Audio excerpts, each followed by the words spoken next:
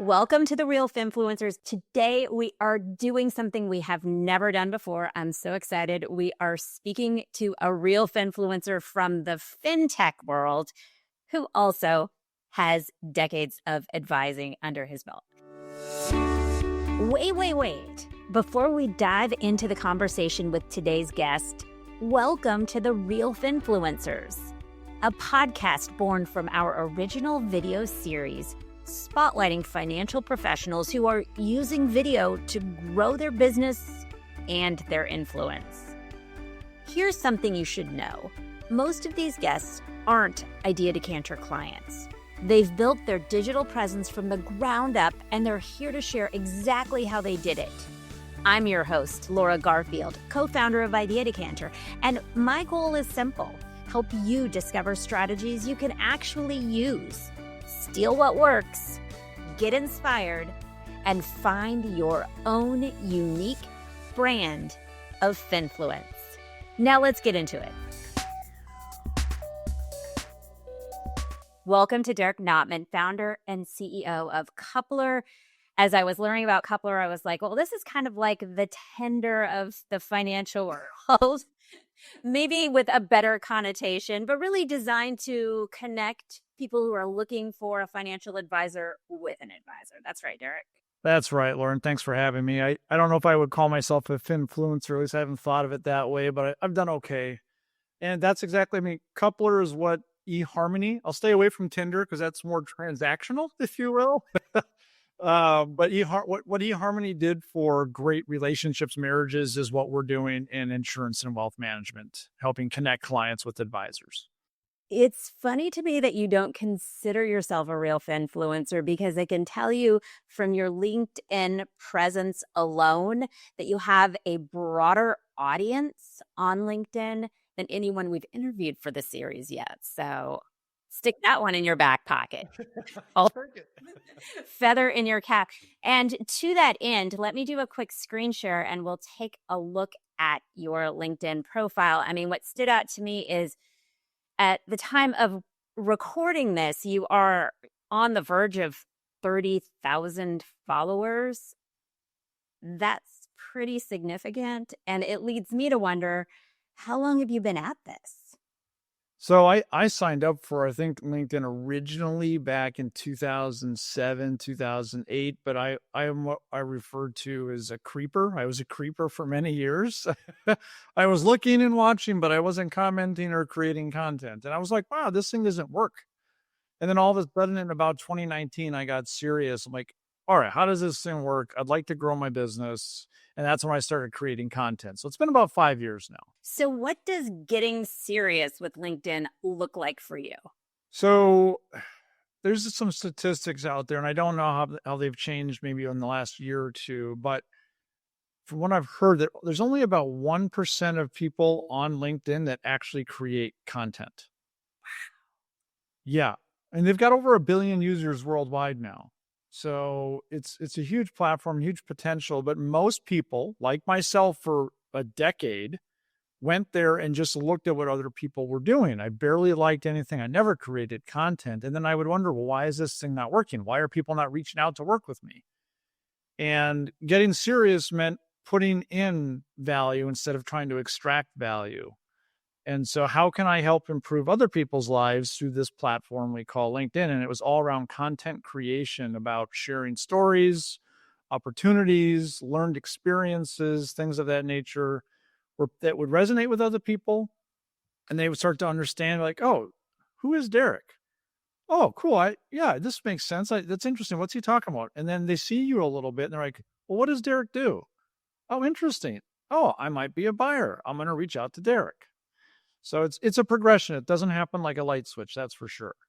I would like to show off some of your video content. And I know that you are frequently dropping long form copy posts. You're dropping photos here because we do video. I want to focus on some of the video content you've created.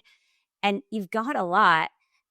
But let's start with this post. And maybe non-traditional as people think about what am I going to share on a social platform about my business. Tell me, what was your thinking here? At the end of the day, human beings are wired to connect with other human beings, shared commonalities. Most of us, just want to be happy, love our families, be successful at work, pursue our passions, things of that nature. So tap into that. Don't try to sell me a product right off the bat because you're going to you're pushing me away, but try to connect with other people. So, whether it's this video or others, I try to give people little glimpses into my life, things I've learned, and then try to tie it back to maybe something I'm working on or something I believe, ultimately to try to enhance someone else's life in the process. Whether it's just a laugh or they actually can do something business wise, like there's different ways we can do it. And from production value, from that standpoint, I mean, this is a 5-second clip that you recorded on your phone, and probably at the time you weren't even thinking, oh, this is going to make a great LinkedIn post. Oh yeah. We were on a trip to Iceland in this picture, just having fun. And I looked at it later because I'd read something else on LinkedIn or had a conversation. I'm like, oh, I can tie this back to something else that's important. There's no editing done here at all. I uploaded the raw video and boom, there you go. I'm not an editor. That's an art and science in itself. And so, yeah, super simple, super easy, and just made it relatable. Yeah. What I like here is you're connecting the dots between what's going on in your life and what matters to your target audience. Here's another great example. Tell me a little bit about the story behind this raw video clip that I'm assuming came from your phone. Yeah, that was my son getting his scuba diving certification. That was his open water dive. And just wanted to share that. And I can't remember the actual content of the post now that you're showing it. What did I say in the words there? Oh, yeah. Entrepreneurship is a lot like scuba diving. That's it. I did the analogy there, right? Like the acronym, and there you go. And so again, I connected it back because I'm an entrepreneur. I know a lot of people that follow me, and I would say financial advisors, who is your audience, definitely are entrepreneurs. So how can we tie this back and then make it relatable again? So it's fun, it's different, and it's still relatable as a business owner, if you will. And very eye-catching. Okay, I want to hit you on this one too, because I really like your messaging here. And I think that this is relatable for financial advisors, especially those who know the SEC ad rule has changed, that you can do client testimonials, but you might be up against, a compliance team who is not all for it. In this video, you are talking about what some of your prospects have said to you and how the business can help. Do you feel like this kind of content furthers your business goals?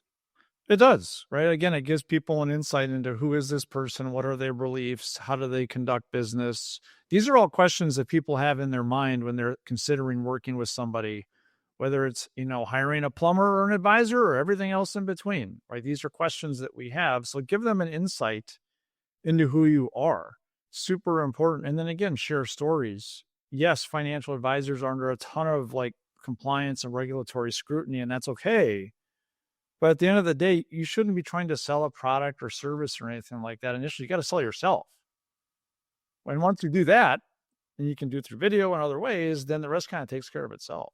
When I asked Derek to sum up in a sentence what he thought the secret to success for him was on social, especially with video, he said infrastructure, practice, and not taking myself too seriously. What do you mean by infrastructure? Do you have any secrets you want to share? So if you're using your phone, well, have a decent camera on your phone and have a good mic set up, whether it's earbuds or something that actually captures your voice clearly. Because if people can't hear you, they're gone. Make sure the picture quality is good. Like sitting here today, I'm using, my webcam on my computer, but I have an external mic, external webcam. They're optimized. They sound really good. Give people a great experience where it almost feels like they're sitting next to you in real life. So you got to have the right infrastructure, whether it's lighting, the tech, all that stuff. I mean, if you're looking in like a dark room and there's a lot of backlight and the camera's pointed up someone's nose, you can barely hear it because the mic is muffled. That's a terrible experience. If you are not already following Derek on LinkedIn, track him down and give him a follow because his content is worth watching. It's worth emulating because he has proven since giving it the attention starting in 2019 that it can make a difference. And you would say it has positively impacted your business? No question. Open up opportunities, relationships, new business, all of those things. Even led to me going to Necker Island and meeting with Sir Richard Branson. LinkedIn made that happen. That alone should make everyone want to follow in your footsteps. Well, thanks for being with us today, Derek. And remember, if you want to build your authority and grow your practice with video and you need a little help, that's what we do at Idea Decanter. Oh, one more thing. If you're not already part of Idea Decanter's real Finfluencer community, now's your chance to join us. Head to ideadecanter.com/join, and you'll be in. You'll get early access to advisor video tips, invites to exclusive events, and behind-the-scenes insights that you won't find on Google or even on ChatGPT. Whether you're just video curious or already knee-deep in content creation, this is the place to grow your influence with video. Don't miss out. And thanks so much for listening to The Real Finfluencers.